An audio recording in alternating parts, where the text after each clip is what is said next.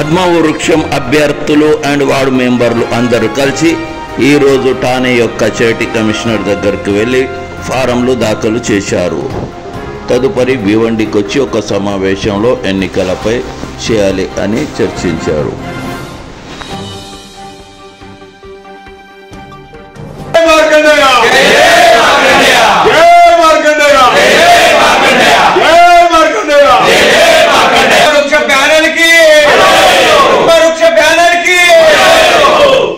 జై మార్కండేయ. ఈరోజు మన యొక్క పద్మవృక్షం ప్యానెల్ తరపున అధ్యక్షులుగా నేను రామకృష్ణ పొట్టబద్దిని, కార్యాధ్యక్షులుగా శ్రీ కొంక మల్లేశం గారు, కోశాధికారిగా కళ్యాణ కిషన్ గారు, అదేవిధంగా మన యొక్క భివండిలో ఉన్నటువంటి 26 పండేలు 26 వార్డుల నుండి మన యొక్క 26 మంది అభ్యర్థులు ఈరోజు నామినేషన్ దాఖలు వేయడం జరిగింది.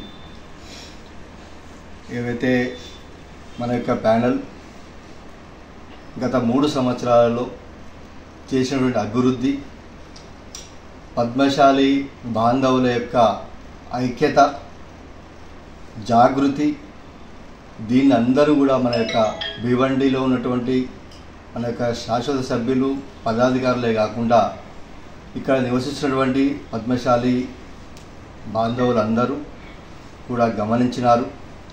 ముఖ్యంగా మహిళలు కూడా ఇందులో మనం ఏదైతే లైఫ్ మెంబర్షిప్ తీసుకున్నామో దాదాపుగా 600కు పైగా ఉన్నటువంటి మహిళలు కూడా మన యొక్క పద్మవృక్షం ప్యానెల్ అంటే చాలా ఎనలేని వారి యొక్క ఆధారాభిమానాలు నిలబెడుతున్నారు.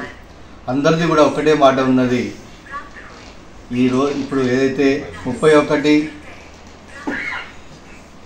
మే 2025 శనివారం రోజు ఉదయం 8 గంటల నుండి సాయంత్రం 4 గంటల వరకు జరిగే పోలింగ్లో ఎప్పుడు ఆ సమయం వస్తుందా, ఎప్పుడు పద్మవృక్ష ప్యానెల్కి ఓటు వేయాలని ఆతృతగా ఎదుర్కొన్నటువంటి ఈ యొక్క శుభ సందర్భం.